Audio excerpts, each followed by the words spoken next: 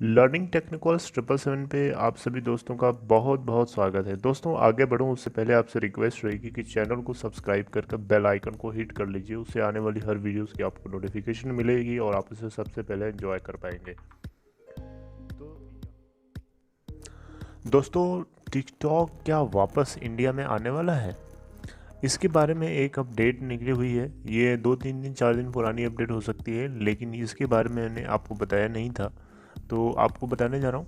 दोस्तों, टिकटॉक जैसी एप्लीकेशन को वापस हम सब लोग तो नहीं चाहते हैं आए, लेकिन भारत सरकार जो है इसके ऊपर विचार कर रही है, इसके ऊपर सोच रही है। और उससे एक जुड़ी हुई एक आर्टिकल है। उस आर्टिकल को मैं आपको बताऊंगा, अच्छे से समझाऊंगा कि उस आर्टिकल का क्या मतलब है। और आइए देख लेते हैं सीधे उस आर्टिकल को। दोस्तों, ये देख सकते हैं आपके सामने मैंने यहाँ पे एक आर्टिकल है जिसमें साफ साफ लिखा हुआ है TikTok returning in India after July 22। मतलब क्या 22 जुलाई के बाद भारत के अंदर टिकटॉक वापस आ जाएगा? आप देख सकते हैं यहाँ पे लिखा हुआ है बड़ा बड़ा। तो दोस्तों, इस सारी कुछ इस आर्टिकल के अंदर एक्सप्लेन किया गया है। दोस्तों देखिए, यहाँ पे एक बॉडी है जिसका नाम है ministry, union ministry of electronics and information technology. जी हाँ, भारत के अंदर ये एक मिनिस्ट्री का एक पार्ट है जिसके अंदर में सारा काम होता है कि कोई भी एप्लीकेशन किसी हमारे कंट्री में आनी है नहीं आनी है, किसके ऊपर बैन लगाना है टेम्पररी या परमानेंट, उसके ऊपर नज़र रखना, राइट। तो इसके हाथ में होता है union ministry of electronics and information technology. Short में इसको हम लोग जानते हैं मीटी के नाम से, MEITY। दोस्तों, मिटी ने अभी हाल ही में 59 ऐप्स जो हमारे देश के अंदर बैन करी गई थी उन सबको एक नोटिस भेजा है। उस नोटिस के अंदर 79 टोटल क्वेश्चंस इन्होंने अपनी तरफ से बना करके भेजे हैं। उन 79 क्वेश्चंस के जवाब मांगा है उन एप्लीकेशंस को जिन एप्लीकेशंस को इंडिया के अंदर से बैन किया गया है, इंक्लूडिंग टिकटॉक। ठीक है।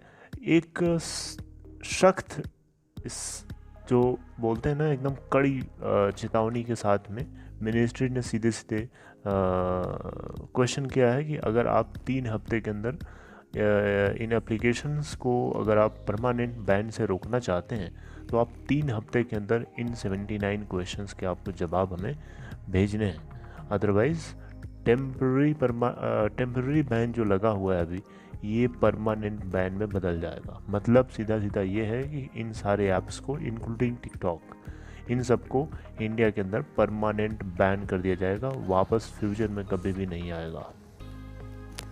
तो 79 क्वेश्चंस कौन है? ये सारे क्वेश्चंस हम लोगों तक तो नहीं मिले हैं, लेकिन 22 जुलाई यानी आज है 20 जुलाई, ठीक है, 22 तारीख जो है 22 जुलाई के बाद अगर ये डिले करते हैं, लेट करते हैं, डिले अगर कुछ होता है तो समझ जाइए कि आप ये परमानेंट बैन होने वाला है।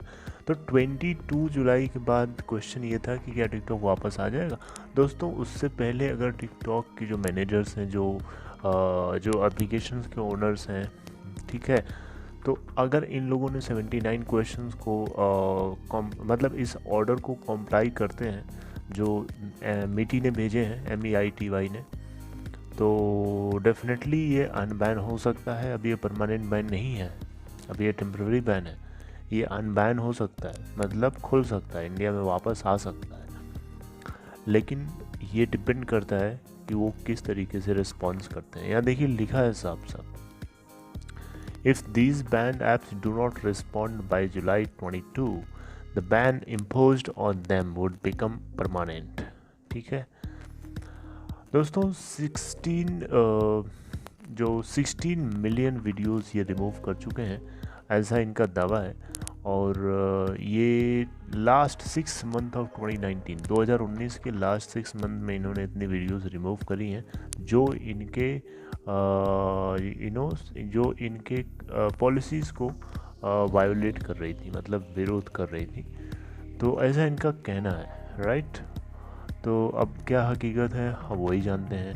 हालांकि टिकटॉक की टीम ने सफाई देते हुए ये तक बता दिया कि ये टिकटॉक जो कंपनी है, ये किसी भी चाइनीज़ गवर्नमेंट या किसी भी चाइनीज़ पर्सन के रिक्वेस्ट के ऊपर नहीं चलती है, ना तो उसके रिक्वेस्ट से ही अपने डेटा को उनसे शेयर करेगी।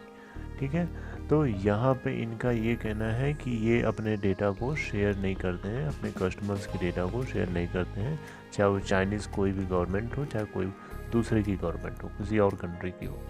ठीक है, हालांकि दोस्तों इनका कहना ऐसा है, मैंने आपको उस दिन बताया था कि इनके लॉ के अंदर ये लिखा है, इनके रूल्स के अंदर ये लिखा है कि चाइनीज़ कम्युनिस्ट गवर्नमेंट किसी भी वक्त अगर किसी भी कंपनी के प्रोफाइल को या डेटा को या कुछ भी अगर डिमांड करती है तो कंपनीज़ को कंप्लाई करना पड़ेगा। तो अब ये आकर बाहर अगर कुछ भी कहेंगे कि मैं ऐसा नहीं करूँगा, ऐसा नहीं करूँगा, तो ये तो मानने वाली बात नहीं है, क्योंकि उनके रूल के अंदर खुद लिखा है। तो उनकी कम्युनिस्ट गवर्नमेंट अगर मांगती है तो उनको देना पड़ेगा, और कोई चारा नहीं है। ठीक है, तो एक तरीके से समझ लीजिए कि ये एक मतलब मिसलीडिंग स्टेटमेंट है। और रही बात 22 जुलाई के बाद इसके आने की, तो दोस्तों आप लोग क्या चाहते हो कि आ जाए? एक डर्टी एप्लीकेशन है, लोग यहाँ से डिस्ट्रॉय होते हैं, लोगों की लाइफ ख़राब होती है, लोग इसमें अपना टाइम वेस्ट करते हैं, right? And they do not they do not get qualified and quality content on this, right? आप 1.5 मिनट में 1 मिनट में कितना सीख लोगे, राइट?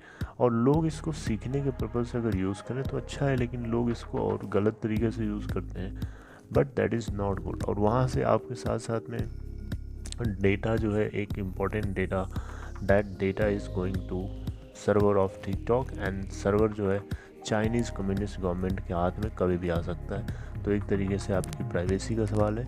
और ये कम्युनिस्ट गवर्नमेंट है, ये एक रिपब्लिकन गवर्नमेंट नहीं है। तो हम लोगों को इस ऐप को बिल्कुल ही सपोर्ट नहीं करना चाहिए यार। अगर आप इसको सपोर्ट करते हैं तो आप थोड़ी सी आंखें अपनी खोल करके सोचिए और देखिए कि हकीकत क्या है। अगर आज तो आप मज़े ले लोगे, लेकिन आज से 10 साल या 15 साल बाद जब ये डेटा चुरा करके जब इंडिया को धमकाएगा ना, तब आपको समझ में आएगा कि आपने बहुत बड़ी गलती कर बैठे हैं। आने वाले टाइम में डेटा से वॉर हो सकती है, जिसको मैंने आपको बताया था ना, साइबर वॉर। आज की दुनिया में साइबर वॉर एक नए तरीके का वॉर चल रहा है, और लोग एक जगह से बैठ करके डेटा की मदद से दूसरे कंट्री के लोगों को हैक करने की कोशिश करते हैं। तो टिकटॉक जैसी एप्लीकेशन उसी कंट्री के लोगों के अंदर से आती है और उन्हीं को बिलोंग करती है, तो वो भी कुछ भी कर सकते हैं। वो इंडिया के बहुत अच्छे दोस्त नहीं है, they are enemy of India, they can do anything to harm India. So my request is to all of you is that please don't try to get this app, don't try to get this app in your country again. Just be against it and let it go away, always and permanent. So बस इतना ही। उम्मीद है आप लोगों को सब कुछ समझ में अच्छे से आ रहा है और आप एंजॉय भी कर रहे हैं। दोस्तों आपको अच्छा लगा अपने दोस्तों तक पहुंचाइए और इसे लाइक करिए। आपका कीमती समय देने के लिए बहुत बहुत थैंक यू, धन्यवाद।